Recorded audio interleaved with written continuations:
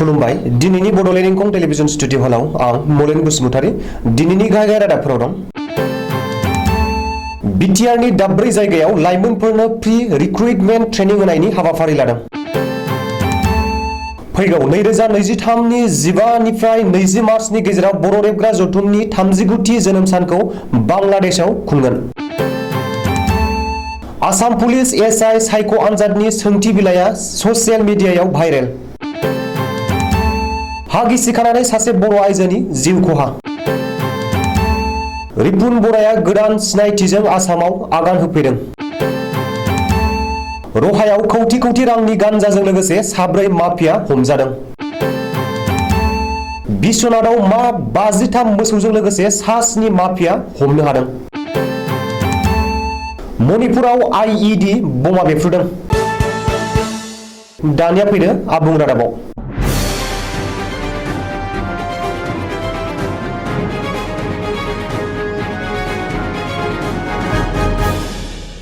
बिटिआरनि माखासे लेखा गोरों बेखार जानानै थानाय लाइमोनफोरनो फ्रि रिक्रुटमेन्ट होनायनि हाबाफारि लादों। मख'जाथावदि तामुलपुर फरायसालिनि नब्लाङाव समबारखालि बिटिआरनि मोनब्रै जिल्ला क'क्राझार साइन्स कलेज, चिरांनि इउएनए कलेज, बाक्सानि तामुलपुर कलेज आरो अदालगुरिनि अदालगुरि कलेजाव जर'खायै माखासे लेखा गोरों बेखार जाना थानाय गोसो गुदुं लाइमोन सेंग्रा सिख्लाफोरनो फ्रि रिक्रुटमेन्ट होनायनि सायाव जर'खायै केरियार काउन्सिल होननाय हाबाफारि लादों। तामुलपुरनि नब्लाङाव एयार इन्डिया एसएटीएस हाबाफारि लानायाव आलासि महरै बिटिआरनि मावफुं सोद्रोमा प्रमद बर', तामुलपुर फरायसालिमानि गोरायुं जगेन बसुमतारी आरो बिजिरगिरि महरै पंकज बर'मोनहा बाहागो लायो। आरो बेखार लाइमोनफोरनि बेखारनि जेंनाखौ फोजोबस्रांनो थाखाय गासै सा 200 सुबुंफोरनो ग्राउन्ड थाखोनि खामानियाव थिसनथाइ होनो थाखाय थांखि लायो। गिबि खेबनि थाखाय बर' रेबग्रा जथुमा 39थि जोनोम सानखौ हादर नाङारि एबा नसुं हादर बांलादेशआव खुंहैनो थिरांथा लानायजों लोगोसे लाहार फाहारबो खालामदों।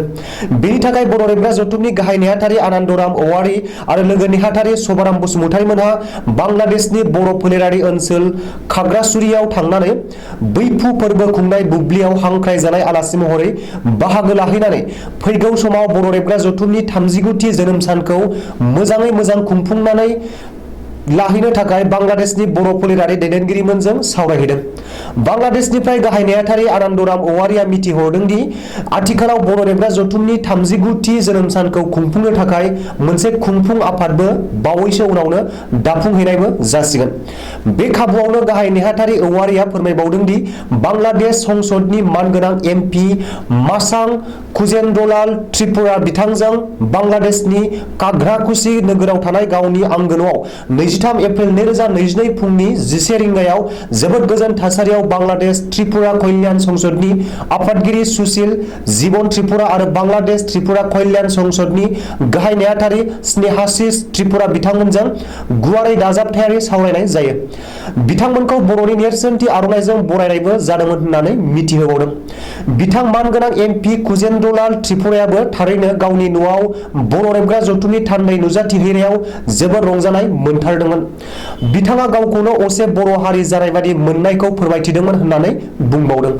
मख'नो गोनांदि घाग्राकुसियाव बांलादेश त्रिपुरा कल्याण संसदनि बानजायनायाव बैसु उत्सव फालिनाय फोरबोआव बाहागो लानो बर' रेबग्रा जथुमखौ हांख्रायनायाव बे जोबोद रंजानाय गोनां फोरबोआव बर' रेबग्रा जथुमनिफ्राय बाहागो लाहैदोंमोन।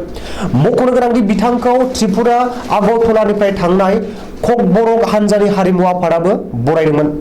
बिथाङा ककबरकआ रायजो गोमाजानायखौ गावनि आखलनि थाखाय जादों होननानै गावनि बिबुंथियाव बुंदों। बिथाङा बर' हारिनि बड'लेण्डखौ साबायखर बावनायजों लोगोसे जोबोर गोजोननाय फोरमायदों आरो बर' हारिनि एबा बर' फोलेरनि गोग्गाथाव होननानै बुंबावदों। जोबोर खुसिजों आर'नाइखौ फालि खावखानानै बर' रेबग्रा जथुमनि हानजाजों साहा लोंफानायखौ आनन्दराम औवारीया गावनि गोजोननायखौ फोरमायहरदों। आसाम पुलिसनि एसआइ सायख' आनजादा फिन दान्थे बिदान्थे आरो सन्देहनि गेजेराव। बे खेबावबो एसआइ सायख' आनजादनि सोंथि बिलाइया आयेन बेरेखायै लिक जादोंमोन।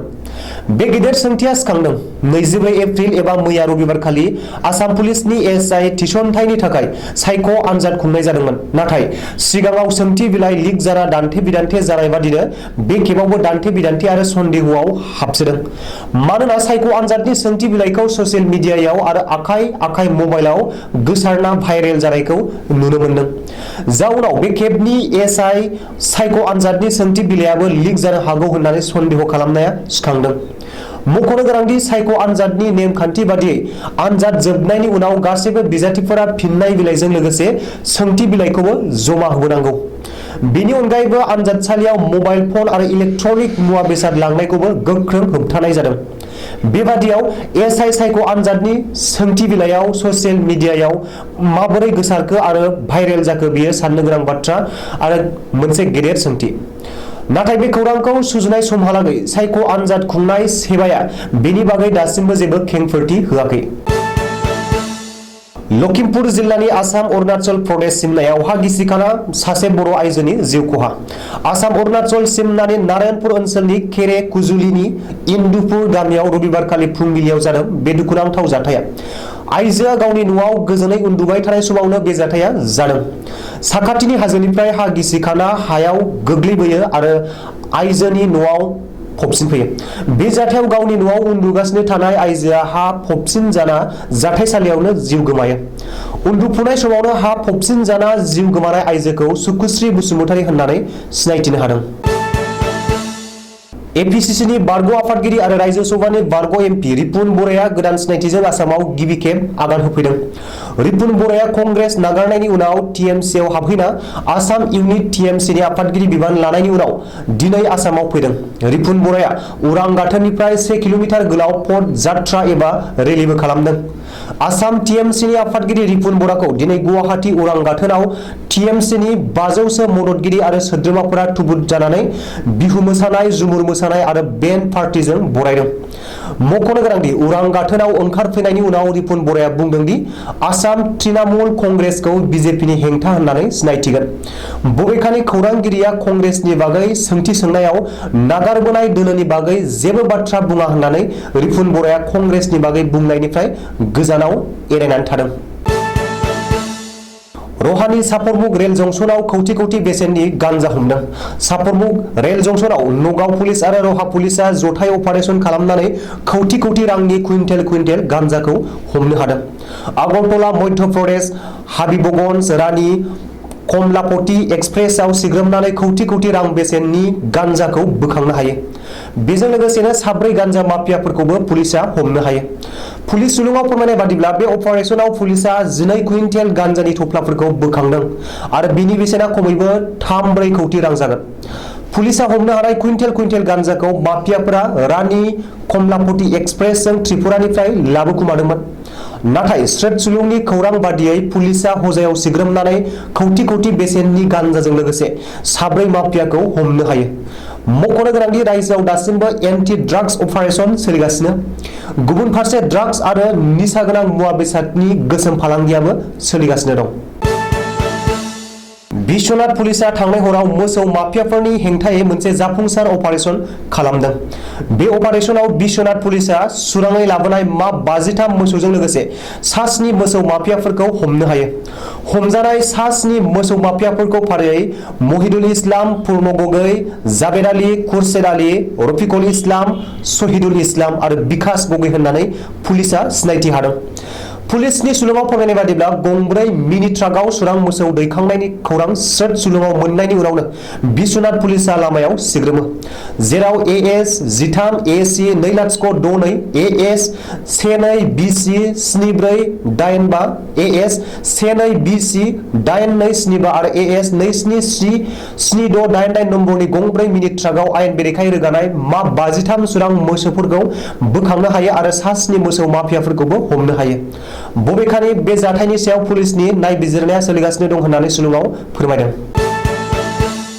सोरबा सिनाय मोनै सुबुंफोरा मणिपुराव आईईडी बमा बेफ्रुहोदों। रबिबारखालि मोनानि 10 रिंगासो समाव मणिपुरनि थबलानि राजा लामायाव हरखाबै सोरबा सिनाय मोनै सुबुंफोरा आईईडी बमा बेफ्रुहोदों। बे गिथावना बमा बेफ्रुनायाव रावबो सुबुंनि जिउ खहा जायाखै, नाथाय राजा लामानि खामानि मावबाय थानाय गंथाम जेसीबी गारि आरो गंसे बाइकआ बे बमा बेफ्रुनायजों सेवहांगार जायो। जाथायनि उनाव पुलिसआ जाथाय जानायाव जायगायाव थांनानै गोख्रों संदाननानै जाथायजों लोब्बा थानाय मापाक मायुरिपुजुदिन मुंनि दुथांखौ हमनो हायो। दिनैनि रादाबा एसेनोसै। गोजोन्थों।